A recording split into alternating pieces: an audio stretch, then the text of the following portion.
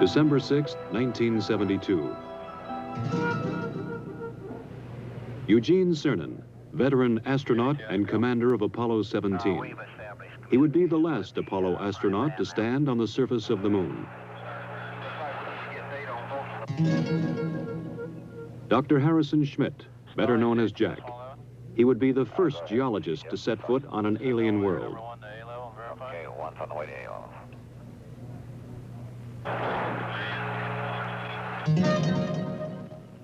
Ronald Evans, command module pilot. He would remain in lunar orbit, operating a battery of experiments that would take this last close look at the moon.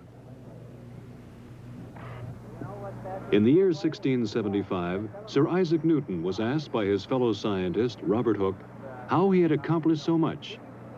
"If I have seen further," Newton wrote, "it is by standing on the shoulders of giants."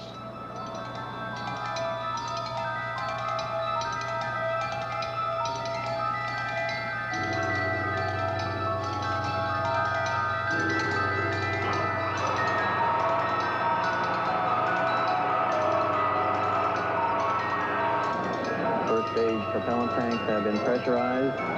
The engines will build up to a thrust of 7.6 million pounds. T-minus 30 seconds. We have a cutoff. We have a cutoff at T-minus 30 seconds. This cutoff was automatic, done by the sequencer. One command, pressurized S4V stage, was not given. And despite the fact that it was going to be done manually, the sequencer, in effect, said, I didn't tell you to do it, and therefore you can't be doing it. So at 30 seconds, it very properly stopped the operation. Most of the work was being done right off the firing room in the Launch Control Center at Kennedy. However, there was a great deal of support from the Marshall Space Flight Center, who had a comparable operational group working there with their contractors. So we concluded that we were safe, and we gave the word to jump route to one signal and proceed, which we did.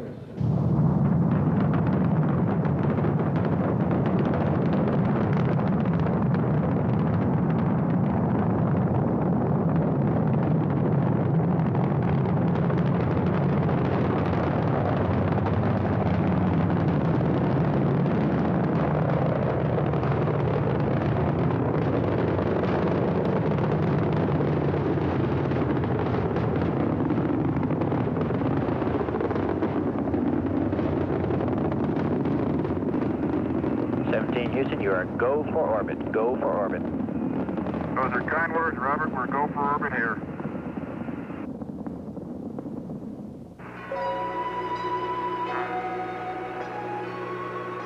After checking out the spacecraft in Earth orbit, they burned out of orbit and headed toward the moon.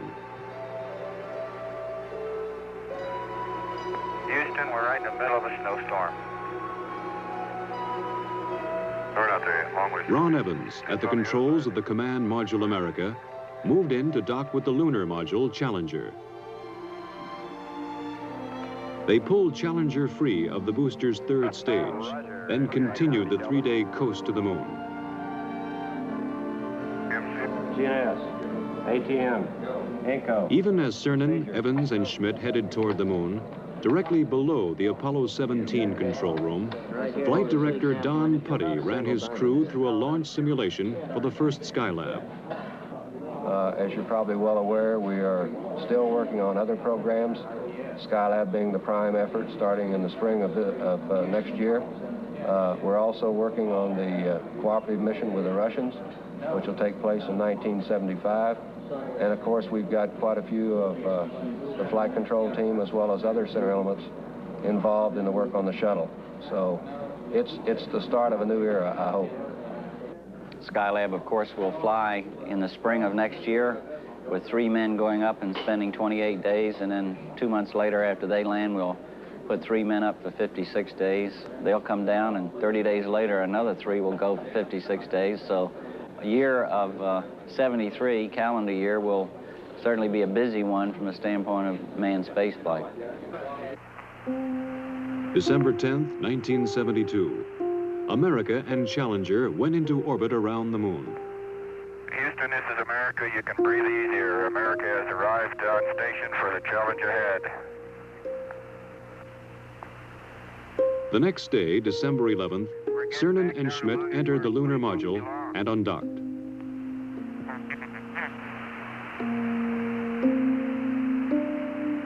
You look just as pretty in Earth light as you do in sunlight.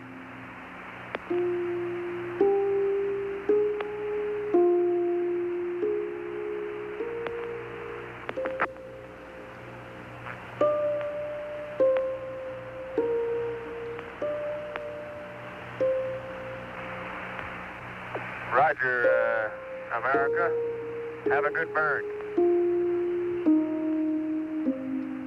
You're loud and clear.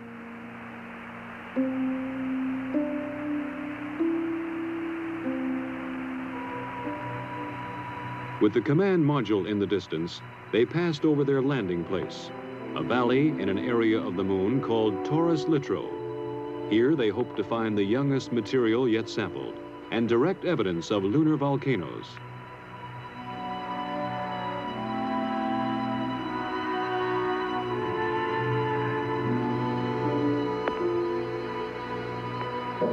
You're looking real good, Gene. Right down the line. Oh, man, we're level with the top of the massif now. Okay, stand by for pitch over. Oh, are we coming in? Pitch there it is. Proceeded. And there it is, Houston. There's Camelot. Wide on target. I see it. We got them all. 42 degrees, 37 degrees, through 5,500. 53 degrees. Okay, I've got Marhay, I've got Poppy, I've got the triangle. That's 2,500 feet, 52 degrees. H-dot is good at 2,000. H-dot is good. Fuel is good. Going down at 10, cut the H-dot. The fuel's good. 110 feet, stand by for some dust. Little forward, Gene. Little forward a little. 90 feet. Little forward velocity. 80 feet. Going down at 3. Getting a little dust. Going down about 2. Very little dust. Very little dust. Stand by for touchdown. Stand by. 25 feet. Down at 2. Feels good.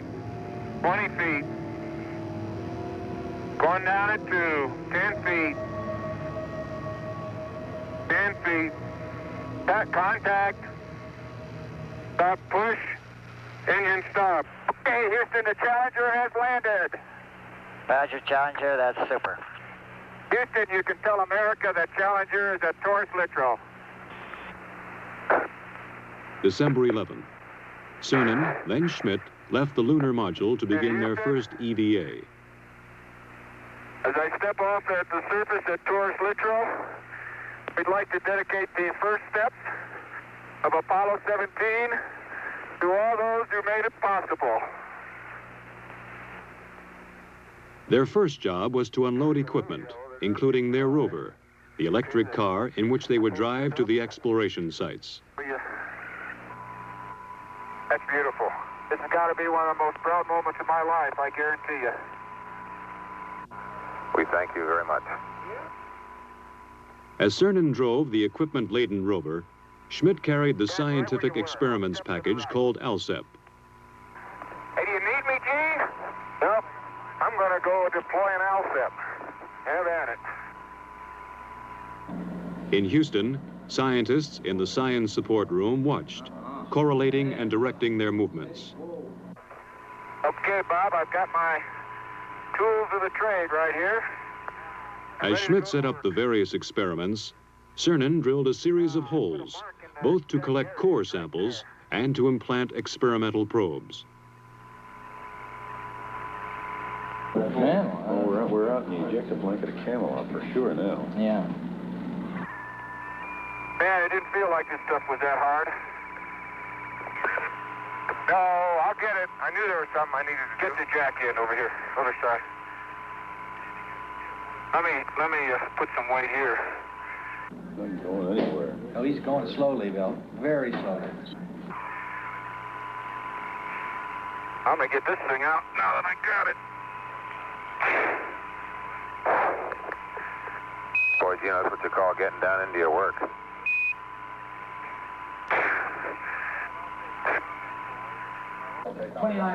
Yeah, that's 29.5 minutes from now, but remember, they left this side a little bit late.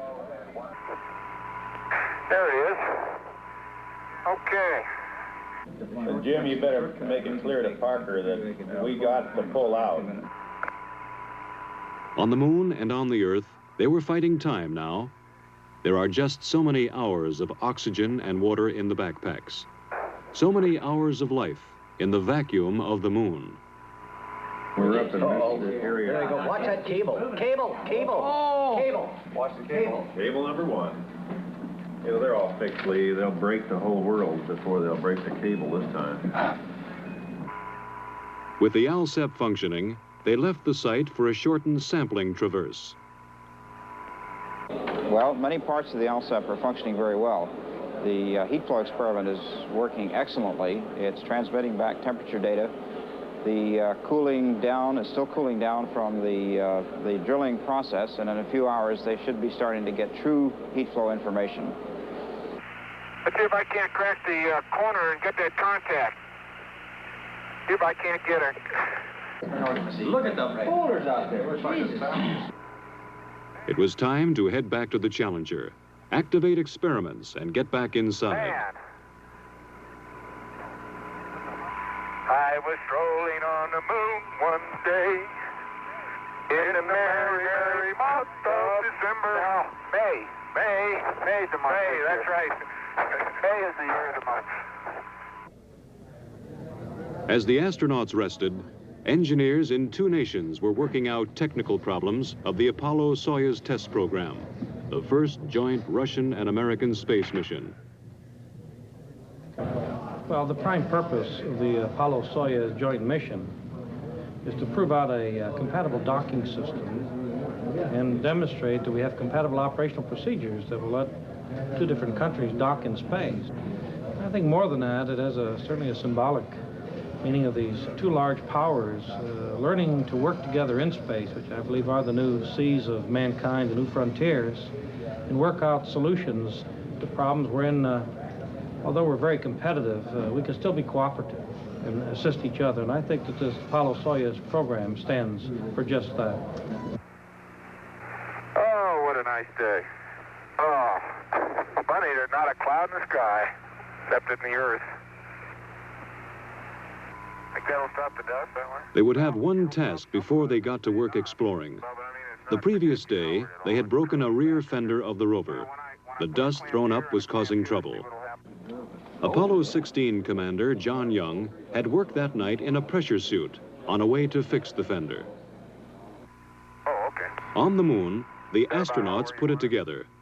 The fender section formed from a lunar map, molded with tape, then held in place with clamps from the Lunar Module Telescope. It was a repair that would last the remainder of the mission. Then Schmidt moved out to place one of several explosive packages which would be detonated after they left the moon, mapping the lunar subsurface, much as earthly geologists explore for oil. Cernan would pick him up in the rover for the drive to the first site on this traverse, Station 2. They're somewhere along this rim where they can see. But they're dropping, Bill, so they must be coming across that thing. We're right where we wanted to be for Station 2, and it looks like a great place. Big blocks. It looks like quite a bit of variety from here. Different colors, anyway. Pretty hard, isn't it? That boulder's going to roll. Man, that is hard. Just don't stub your toe.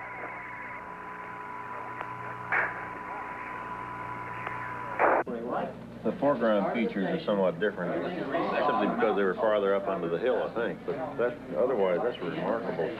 Pottery, it's obviously very cohesive because the bottom of the core is not smooth. It's very jaggedy and fragmental-like.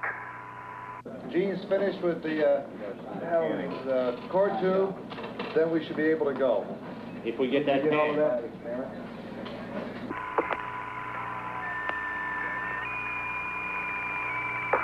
No, dadgummit. Jack Schmidt having a few problems.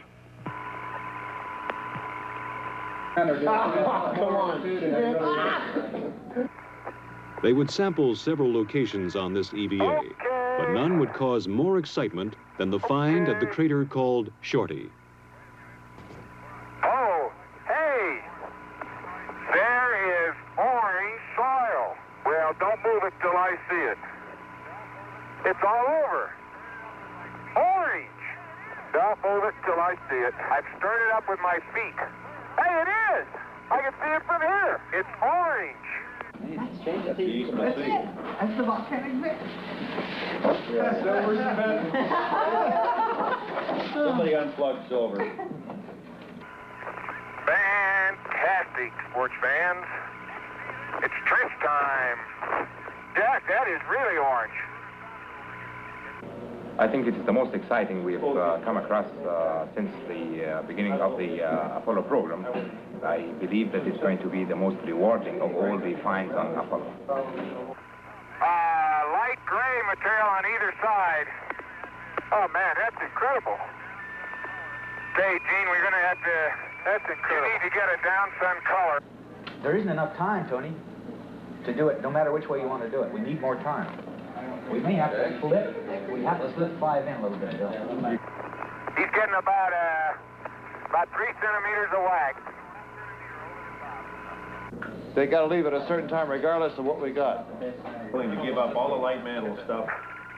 They had to leave Shorty Crater and its orange soil and push on. Time, the enemy of the lunar investigator on the moon and on Earth. I can't believe we sampled the whole... I can't believe we sampled the whole thing right on. The precious minutes had run out. Return to the rover, drive back to the Challenger, close out EVA-2. We'd like you to leave immediately. Okay. My golly, this time goes fast. As the last Apollo crew worked on the moon, the engineers on Earth prepared for tomorrow's day in space. I have a model here of the space shuttle. As you see, it resembles a delta-wing airplane on top of a propulsion system. The system is going to be designed so all of the costly parts are reusable. Now that we're beginning to understand space, we're beginning to understand the potential, the economic potential. The need is to bring larger arrays of instrumentation up in space. The need to provide man with a real capability to work up in space.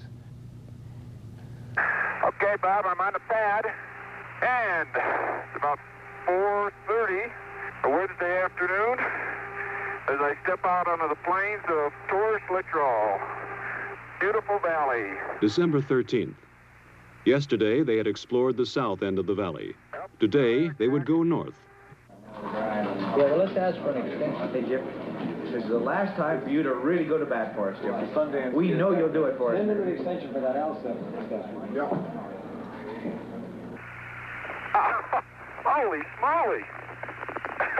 Why are we on a slope? You okay?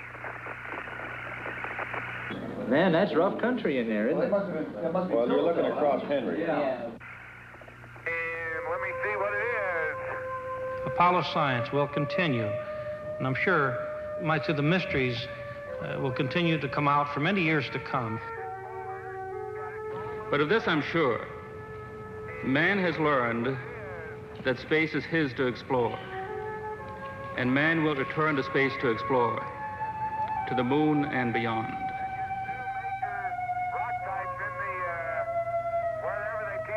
I'm firmly convinced that it's changed the whole basis of philosophy, including religion.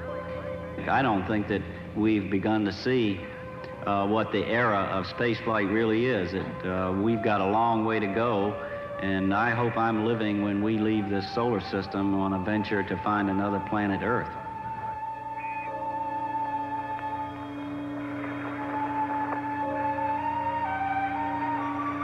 You know, Jack, when we finish with station 8, we will have covered this whole valley from corner to corner. That was the idea. Once more it was time. Gene Cernan and Jack Schmitt returned to the rover to drive back to Challenger. But before they left the surface of the moon, there would be a brief ceremony. It's a rock composed of many fragments of many sizes and many shapes.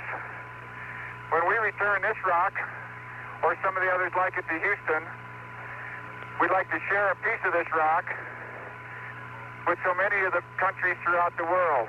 We hope that this will be a symbol of what our feelings are, what the feelings of the Apollo program are, and a symbol of mankind that we can live in peace and harmony in the future. And a final word from the last man on the moon.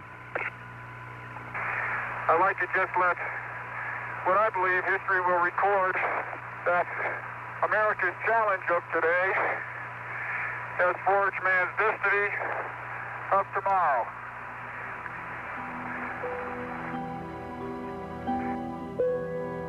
While Cernan and Schmitt closed out the last moonwalk and prepared for tomorrow's liftoff, Ron Evans worked on in orbit. Photograph, observe, describe. Keep operating the cameras and experiments in the Science Experiments Bay. In orbit, as on the surface, the seconds are precious. Possibility at this stage. How is the experiment working now, mechanically? Working extremely well. We're looking for subsurface geologic structure in the broad sense, layering, for example. This is the infrared scanning radiometer. What does that do? The radiometer measures the temperature of the moon and makes an accurate map of the temperature beneath the spacecraft. It is working with tremendous success. One other thing, how is the experiment working mechanically as far as the man and the machine? The experiment itself, the hardware is working perfectly, precisely the way it was supposed to work. Everything is functioned properly.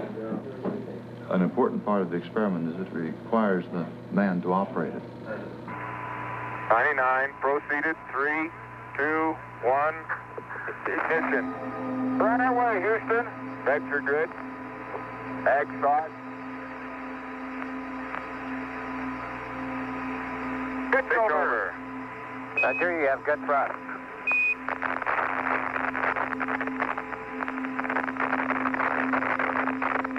Okay, 30 seconds. 308 your number. Okay, coming through 1,500 feet, and H-dot looks good.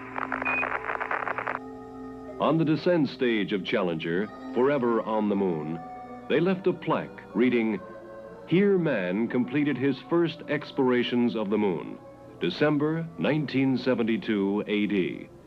May the spirit of peace in which we came be reflected in the lives of all mankind." One revolution later, Cernan and Schmitt caught up with Evans and prepared for docking. Good to see you. Good to have you all back up here. It's been a good trip. Man, that Challenger's a beautiful vehicle. You betcha. December 16th. Burn out of lunar orbit and head home to Earth. Houston, America has found some fair winds and following seas, and we're on our way home. Hey, this is great. Talk about being a spaceman. This is it. December 17th, 170,000 miles from Earth.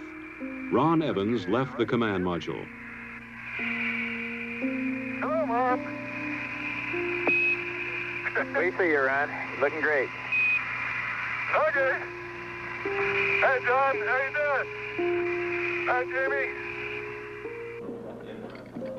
Evans was retrieving film canisters from the two cameras and the lunar sounding radar. Data vital to the scientists on Earth. And the left was in. Before he got back inside, Evans took a last look at the crescent Earth.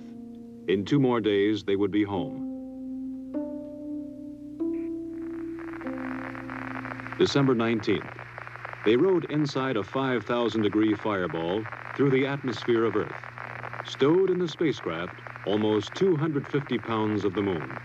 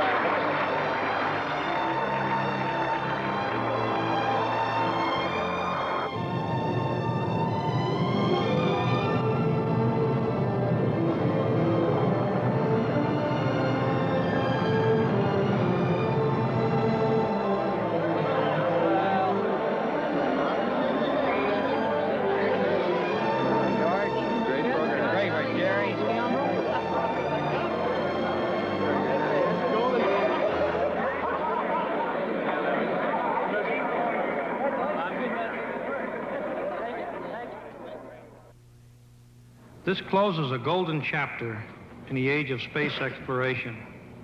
In a way, it brings a close to what has been a very romantic era in space exploration. But, and I want to make this very strong, the book is still being written.